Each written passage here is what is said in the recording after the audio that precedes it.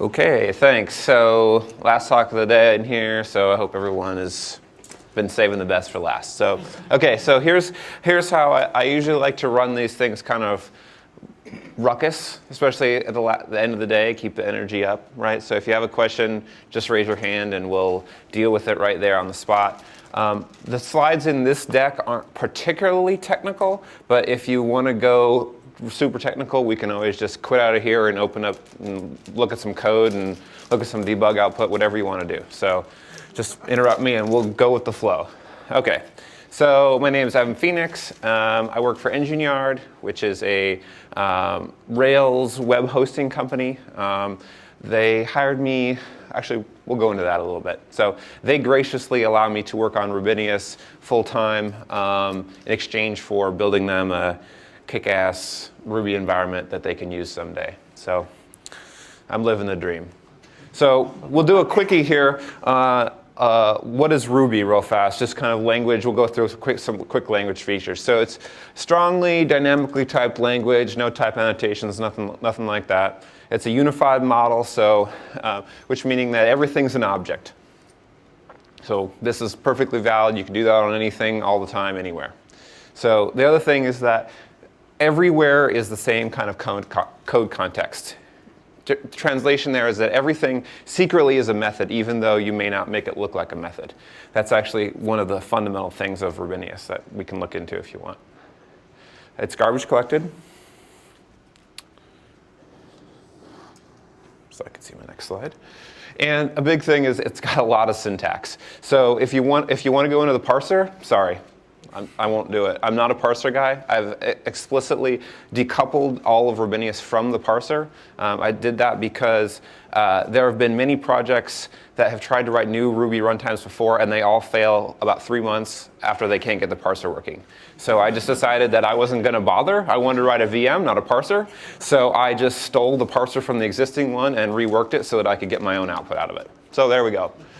So Rubinius is a Ruby VM. I started in 2006, and really I did it as a hobby project. You know, I was working another job, and I wanted something fun to come home to at the end of the day, and this seemed like fun, and so, you know, people are weird. So one thing I wanted to do was, unlike most sort of scripting languages, especially dynamic ones, I wanted to write as much of it in Ruby as possible. Meaning that, you know, if you look at the core functionality of, you know, Perl, Python, Ruby, they're all in C. They're not in their respective languages. When you want to go work on Ruby, the existing one, which I call MRI, so I may refer to it that way, MRI or 1.8, you go and write C. You don't go write Ruby. So you get a lot of this. And language boundaries suck. Everywhere you have a language boundary, you have an optimization failure because you're translating from one black box to another black box, and every black box you have along the way just screws things up. So wanted to do turtles all the way down. So the evolution of the project is such that when I first started it, again, totally for fun. I didn't care about performance. I didn't care about anything else. I just wanted a fun VM to work on. So I wrote the prototype 100% in Ruby, and it was actually running on top of 1.8 or MRI. It was super slow. It was just embarrassing, right? But it was actually really fun to work with. I had patched in enough little kind of native code methods so I could poke and read some memory, and I built a whole garbage collector on top of that, and it was a lot of fun. So for the RubyConf that year, which is the annual Ruby conference, I decided that if I was going to get serious about this, I was either going to have to write a program to translate my prototype to C, and I wasn't smart enough to do that. So instead, I just did it myself. I acted like the translator. I had the Ruby in one window, and I was just retyping it in C in the other window. And that got us to a certain degree. That got us about a year down the road, and then we ended up deciding that it was just this huge machination. There was no type annotations. It was totally untype safe inside the actual VM. There was just casting everywhere. It was a total mess. So we switched to C++ with enough of C++-ish features that we could basically make the core of it type safe. If we want to go into that, we can certainly dive into what I mean by making the core of the VM type safe for that. The other thing we did was we switched away from stackless. So I haven't talked about it up to now, but essentially the original prototype was all built exactly as Smalltalk 80 was built, which was the ability to have method contexts that were full-fledged objects that held all your program state, so that as invocations you're creating this whole full-fledged object that said what method you're running, what's the instruction pointer, and all that kind of business. And that's nice. It really helps you. You get all this power, but it really just cuts down on your performance. And I have yet to see a paper that builds a JIT for a stackless VM. So it was at one point we just decided, well, we're just going to have to move away from that. So we did. At that point, we decided sort of experimenting with a handwritten assembler in x86, which, again, fun. Brian, who's the other main developer on Rubinius, likes to say that we'll try anything once, so we did. At which point we switched to LLVM for the JIT, mainly because we wanted to spend our time on the front end and not on the code selection. Really, that's the business end of this thing was going to be on how we could take a Ruby program and output machine code, but that was that front end, really, that was the unique space for us. That was our, as VCs likes to say, our core competency. So the features of Rubinius. So it's bytecode VM. It's got a real simple interface to native code that's based on the same way Smalltalk does it, which are just called just primitives, which is just a named chunk of code that you can execute hooked up to a method. It's got an accurate generational garbage collector.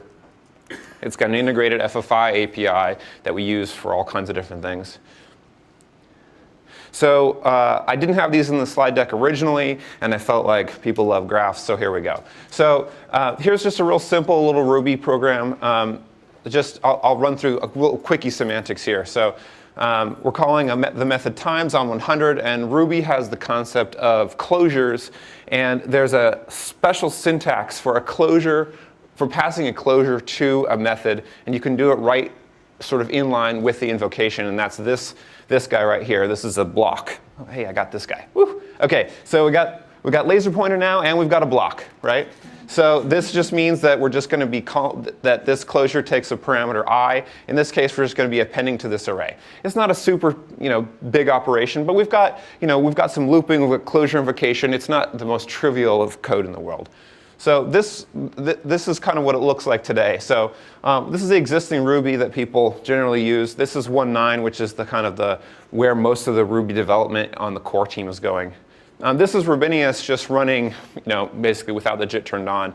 And then we see with the JIT turned on, and then with an experimental ability to inline closures turned on as well. So the JIT is really getting us some really great performance just off of even just in these simple cases. So we're thus far very happy with the direction. We've got 3 of these slides. So something a little more complicated, because we're basically inserting something into a hash, 100 keys into this hash. So yikes, right? Hey, so 1.8 and 1.9, again, when we're doing these operations, the hash insert in 1.8 and 1.9 is 100% C. It will not hit any Ruby code during the insertion. In addition, I don't think I can go back. Oh yeah. Okay. So this times is in C. This hash brackets method is in C. Creating the hash was in C in 1.8 and 1.9. So we're not really hitting very much Ruby code in this case. In Rubinius, hash is implemented completely inside Ruby. It's 100% just a normal Ruby class that you dynamically typed, garbage collected, everything. So you had the parsers, the standard C parser from 1.9. Yeah. The VMC++. So is it the standard Ruby classes that are implemented? Yes. So all the standard Ruby classes are implemented in C++.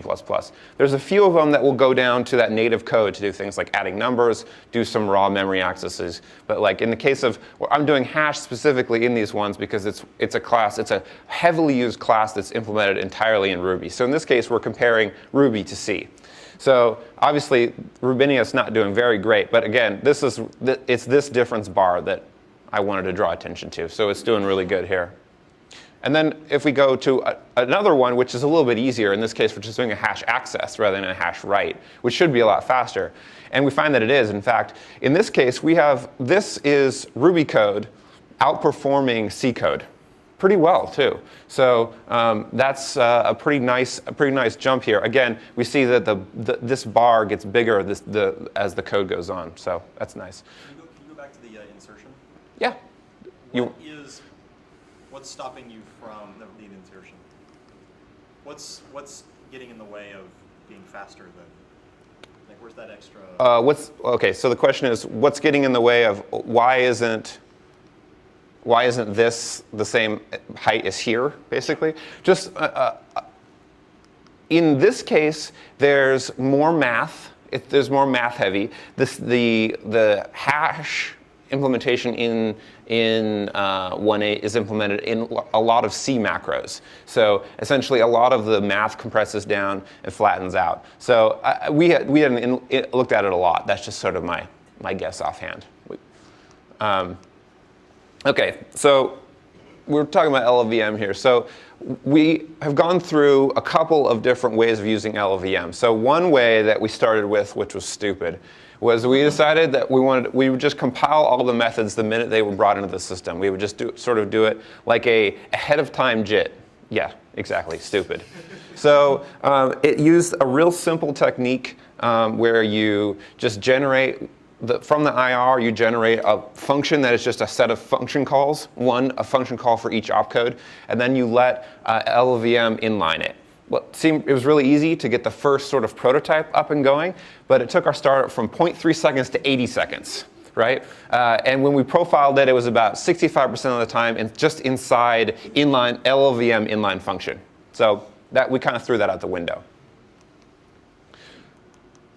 So we switched to a true JIT, where we're actually going to try to compile things when we need to. So what are the goals of this attempt at the JIT, which is the one we're looking at the benchmark slides earlier. So we want to choose methods that are going to benefit from the JIT the most. We don't care about script bodies typically, because those are going to be run one time. We care about methods that are actually running inside loops or have loops, that kind of thing.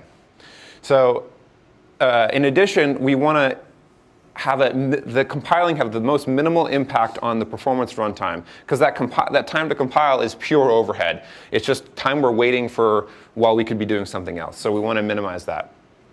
And we need to make intelligent decisions inside the front end. Oh, yeah, go ahead. Have you considered jitting asynchronously on a second thread or something? Hold your horses.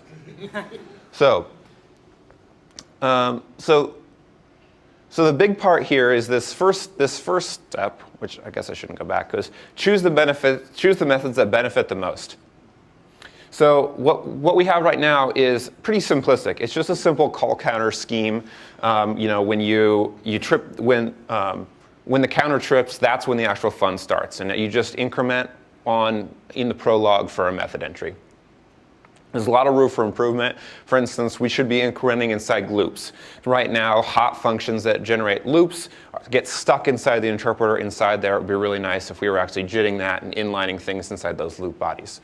But additionally, weighing invocations differently. So calling out to a C can be slower, in some cases faster, in some cases than calling out to Ruby. It would be nice if those were weighed differently, because those can have different performance impacts. One thing I mentioned about incrementing in loops is that complicates how to start running that jitted code as well. So the other thing is, the first one was choosing a method, and that's really choosing when to start. When should we start jitting? And now that we've decided, okay, we're going to be jitting, we have to decide which method should we jit. Well, the characteristics are basically that that leaf methods basically trip call counters first. They're small and they're called inside loops typically. It could be something like an accessor for an instance variable or something like that. So what you really want to do is consider the entire call stack used to get to this point of calling this leaf method, not the leaf method itself.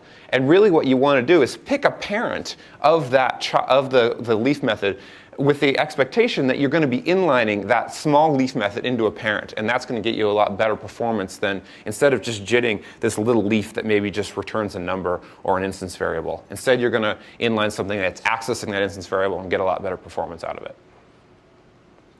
So the other thing is that we wanted to minimize the impact. This was goal number 3. So after the call counter strip, we're going to basically queue that method after we've decided which one we want to use. We've looked at the call stack and we've decided that. So we queue it, and then a background thread just drains that queue.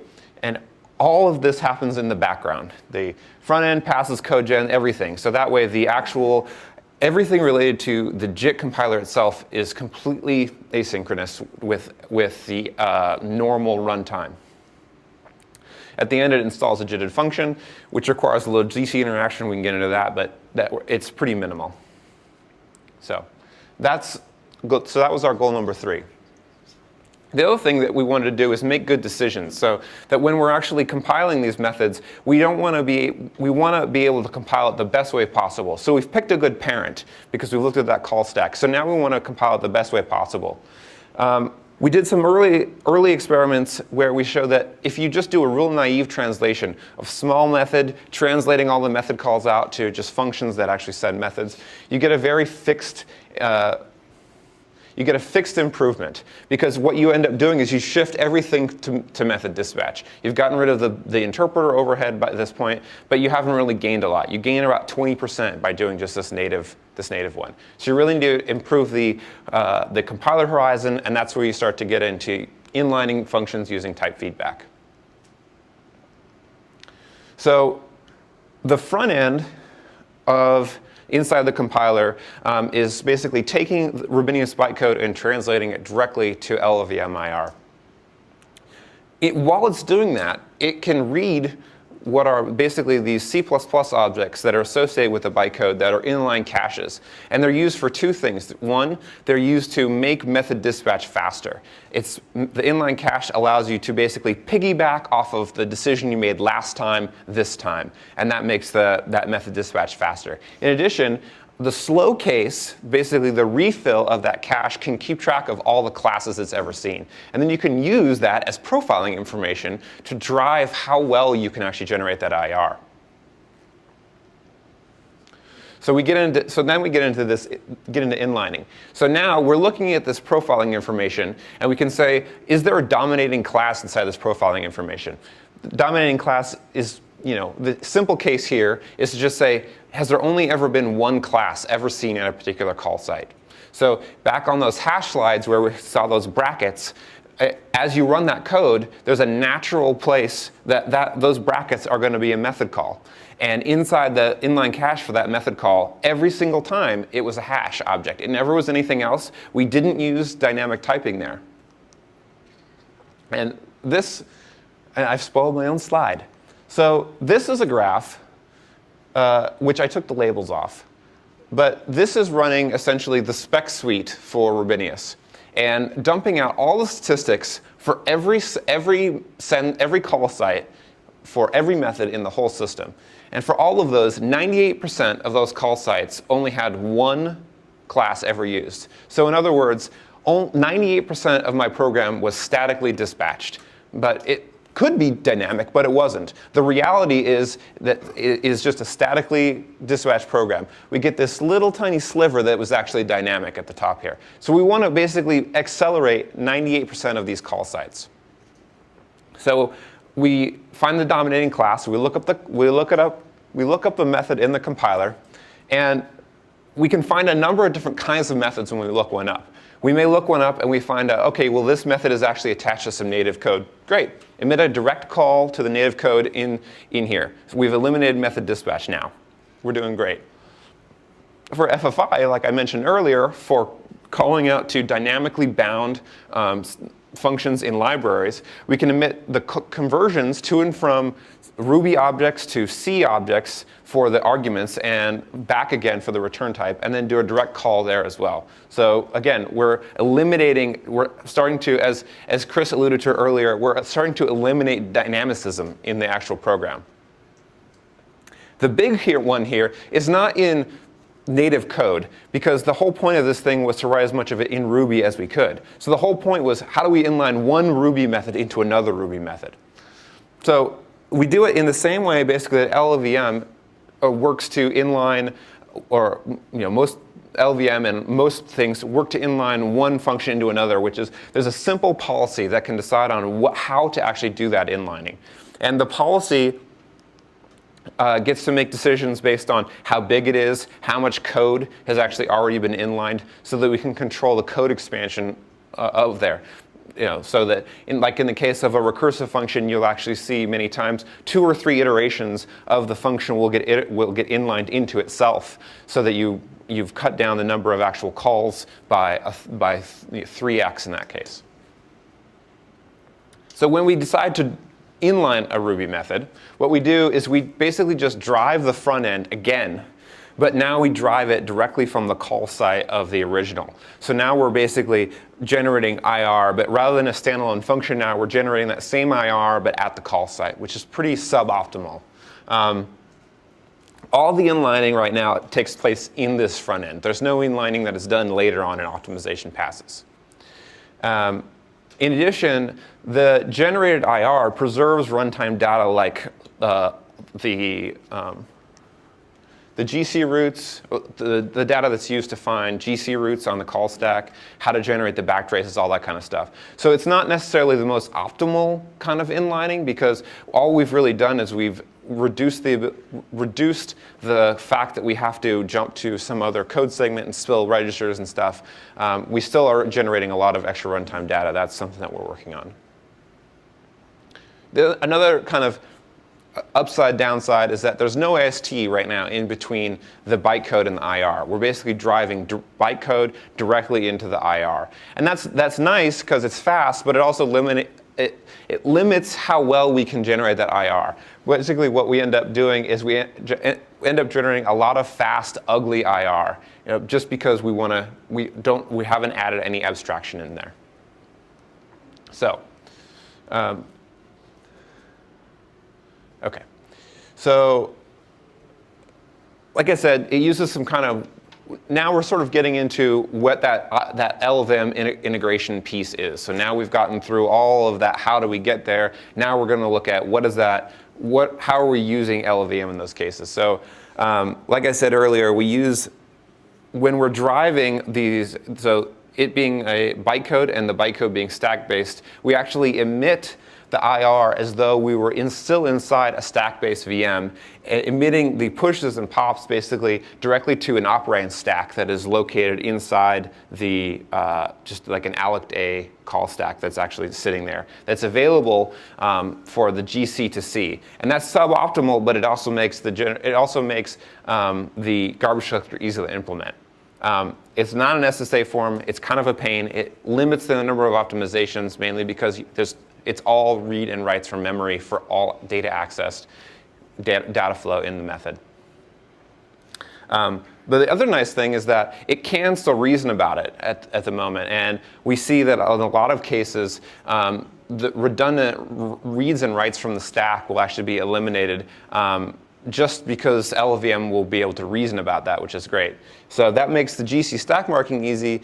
And it's mostly made possible with the no capture keyword on arguments, because we can easily tell the alias analysis subsystem that, oh, by the way, yes, you're seeing this thing get passed out, but don't worry about it. It's never going to get aliased. No one's ever going to hold a reference to it. So don't worry about preserving the state of it between function calls. So that actually works out pretty well. So another kind of weirdness is that we don't use any kind of dwarf exceptions. We don't use invoke or anything like that. We use a simple sentinel value return structure for exceptions. And that makes them really simple to implement, but they basically end up with a lot of control structures that are just checking for this sentinel value on returns. So it has its trade-offs. One really nice thing about the way that it's structured is that nested handlers end up just becoming branches to outer handlers that are all inside the same function, which works nicely. The sentinel values, like I said, it's nice, but it can be a pain. But inlining a lot of times exposes these redundant checks where you were checking, if it was null and that, or null being the sentinel value here, and so you inline a function that always returned an integer. You obviously know that that integer isn't going to be null, so those checks can get eliminated. The other thing about inlining is that you always have to use, you can't just inline willy-nilly and hope that everything works out, because someone, especially in a language like Ruby, someone might go out and change a method on you behind your back while you have some compiled code. So you need guards in there, or more likely they pass in an object that you hadn't seen before into a method. So you need guards basically to make sure that your inline code is doing the right thing. So right now we just implement simple type guards. They look something like this. This is just the pseudocode, the C pseudocode. It works actually fairly well. We have a custom alias analysis pass that tries to do some guard elimination, and it fails, it succeeds sometimes. It's not the greatest in the world. But the one really cool thing that we ended up implementing in the alias analysis pass that made the biggest difference was implementing the points to constant memory in the alias analysis pass. And that lets you basically explain, oh, well, this thing's never going to change. This thing is constant. Don't worry about it. Go ahead and...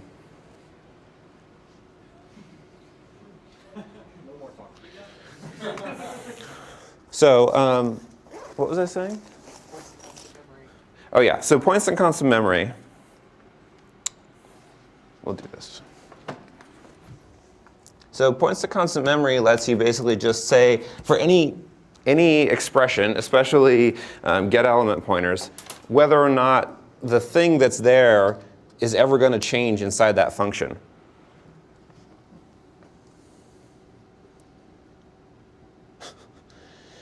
You're now running on reserve battery power. Your slideshow has been suspended so you can address the situation. So points to constant memory is cool because it lets you do stuff like this. So really, in this case, I want to say that the class of an object is constant, right? Ruby has a mechanism that lets you twiddle this, but inside the scope of a single function, you can assume that it is actually constant. So what points to Can you actually assume that, or do you have to have checks in there? No, I could assume that. Because in Python, the functions that you invoke can change that stuff. It can, but in this case, it actually doesn't matter. So far, it hasn't mattered. So far, it hasn't mattered. There are cases in which it can matter, but thus far, it's worked out well that it hasn't caused us any problems. So, nonetheless. Yeah. Points to constant memory lets us say, like, okay, by the way, this relationship is constant. And then this relationship is also constant. And so that way, if in the course of running this, if alias analysis has detected that you're using the same object, the same pointer here multiple times, that you can basically remove this comparison as redundant, because you've already performed it at least once. The other thing that we do is to try and maximize constant propagation. So we have all those guards, and all those guards have to have an else clause. The best case is when the guard doesn't fail, and you go, okay, great, I'm what I thought I was, everything is still cool. But what do you do in the else case? Well, what you want to do is you don't want those type failures to contribute to your overall data flow, because then you're losing the ability to move any kind of constants around inside the generated code. So consider this for a second. So this is again our normal type guard. In this case, I'm just pretending that the class ID that we're expecting to see is hex 33 here. And in that case, we'll go ahead and just say that we inlined it, and we figured out all this awesome stuff, and the value was 7. I got this one, it's 7. Don't call any methods. 7 is the answer here. But in this case, what we said is, well, if we were wrong, if it wasn't hex 33, then you better go off into the world and go find the value. Well, at this point, past this conditional, there's no way to reason about the value of val. We don't know if it's 7, or it's just some unknown value. So there's no constant propagation that can occur here. So the trick that actually Strongtalk largely came up with, and that Self ended up using, was to just say, well, these are stupid. You're never really going to run these. They're just basically, they're doing two things. They're screwing up your constant propagation, and they're just adding to your overall code size for code that you never run. And this is essentially similar to the technique that tracing JITs use, basically saying, like, I'm only going to compile the stuff that I know is useful. So what you do instead of all this is you do something like this. In this case, if we get past here, we can reason about the fact that val is 7. There's no possible way that it can't be 7 in that case. And so what happens inside here? So what is the purple magic that occurs inside uncommon? Well, in this case, what happens is we pass the state of the current execution here off back into someone else. And that someone else is actually the interpreter. And the interpreter continues running this function exactly from where this point left off, now running inside the interpreter. And we can do two things. We can decide, wow, we're hitting a lot of uncommon branches in this function. Something has changed. Let's recompile it. Great. Now we have a place to put dynamic de-optimization. It's easy. You just put it right inside uncommon. And additionally, we've got great constant propagation because we're never contributing essentially unused values into the code. So, like I said, it makes the JIT very similar to a tracing JIT in that case because we're really only compiling the code paths that we've realized are the useful ones that have only ever passed actual the type checks. And the other thing that we're using right now, or one of the other things we're using right now, is the Overflow intrinsics. They basically let you do some kind of integer operations, and Overflow will tell you whether or not that integer operation overflowed, and then you can basically take action based on them. We have a custom pass right now that I've been meaning to submit a patch for that will fold constants that are passed into these ones. And the reason we wrote this is because actually of the previous slide. We were seeing lots of constant propagation caused by the inlining, and then those constants were being passed to the intrinsics. And so we have a pass that will actually fold them away and do the overflow calculation at compile time then. Sorry? Why not add that to Inlining? I'm serious. Because it's scary. We have an ins-combine slide coming. Okay. I would be happy to add it to ins-combine if you'll show me where to add it. It needs another 10,000 lines of code. Okay. another 10,000 lines it is. Okay, another thing that Rubinius has, that 1.8 has as well as tag pointers, so that we have no allocation for small numbers. So in the case of that 7 that we actually saw, that 7 was actually a literal 4. Basically, the bit for the third bit set, well, in that case, the fourth bit set, and the first bit set. So we use the tag pointers because they make math fast. And we have a special AA pass that will basically detect the form of us creating tag pointers and then just basically say, well, they're never going to alias anything. They're these they're quite literally odd pointers. So, 40-minute setup.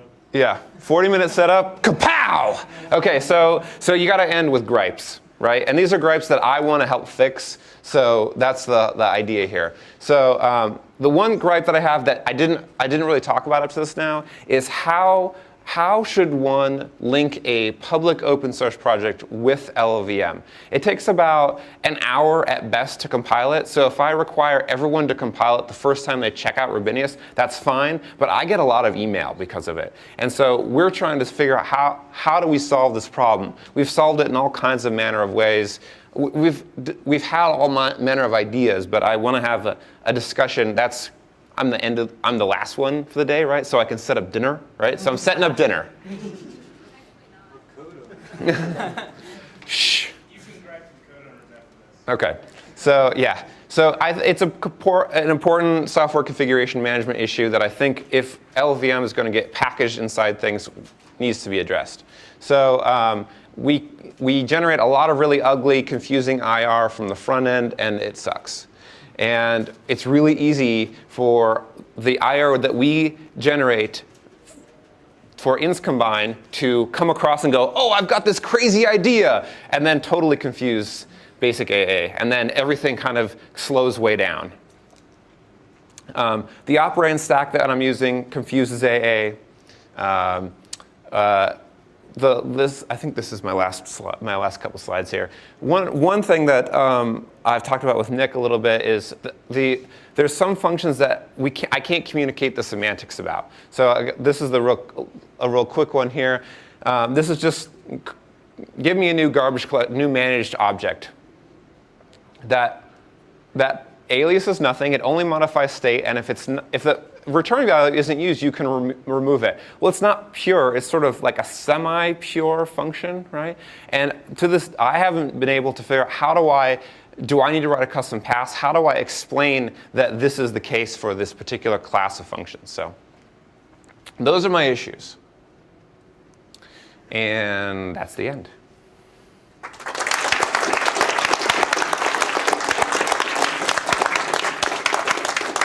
And I think we're out of time, right? Yeah,